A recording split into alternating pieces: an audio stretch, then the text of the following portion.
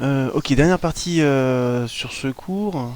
Il y aura deux exercices après à faire en Python que je vous laisserai. Je vous en donnerai la correction. On en discutera quand on se verra. Quand on se verra. Enfin, en vocal en tout cas. Euh, Représentation grâce aux puissances. Alors l'idée, hein, c'est, vous avez vu tout à l'heure, je vous ai dit finalement, il y a certains décimaux qu'on peut pas écrire en binaire, qu'on est obligé de tronquer en fonction de l'espace mémoire qu'on a alloué à l'écriture des nombres en binaire.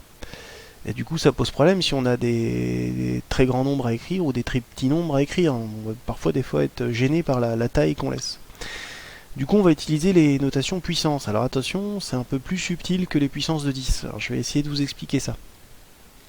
Donc en base 10, voilà, 6,0210 puissance 23, c'est un très très grand nombre, hein, la virgule on la décale 23 fois, ça fait un nombre immense. 6,6710 puissance moins 11, c'est un très petit nombre, puisque la virgule on la déplace vers la gauche de 11 fois. Euh, et du coup on peut faire la même chose en binaire. Alors attention, on est vraiment en base 2, on utilisera des puissances de 2. Prenons un exemple. Par exemple ce nombre là, c'est égal à celui-là. Vous avez vu, j'ai décalé de la virgule de 3. Ah, vous allez me dire, ouais, mais c'est 11, c'est pas 3. Eh, mais non, on est en binaire. Et 11 en binaire, vous savez que 11 en binaire, c'est 3 en base 10.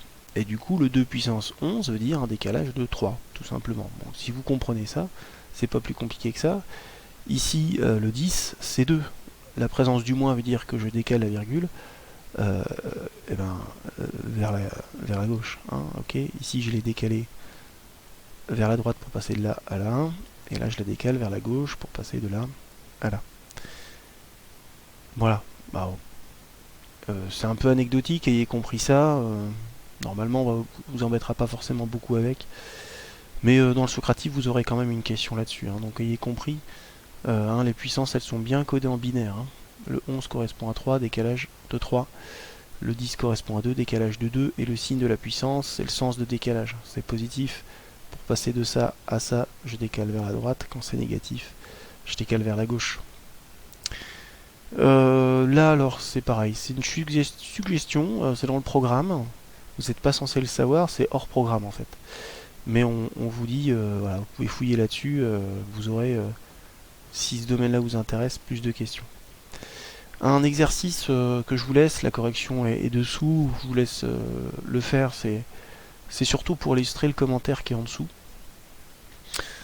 Donc tout à l'heure, hein, je vous l'ai dit, on est limité par la taille en mémoire pour certains nombres décimaux. Alors je vous laisserai lire en détail l'anecdote qui est ici, mais elle vous raconte comment, à cause de ce problème-là, eh bien, un missile patriote, un missile, c'est le nom du missile, hein, patriote, a tué des civils. Alors je vous laisserai lire ça. Ouais, c'est suffisamment important.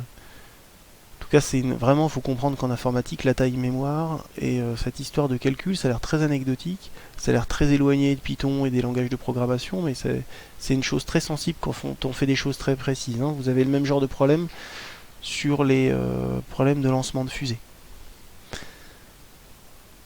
Voilà, donc vous avez l'exercice 5 et 6 que je vous laisse faire, je vous en mettrai la correction assez vite, et on en parlera ensemble.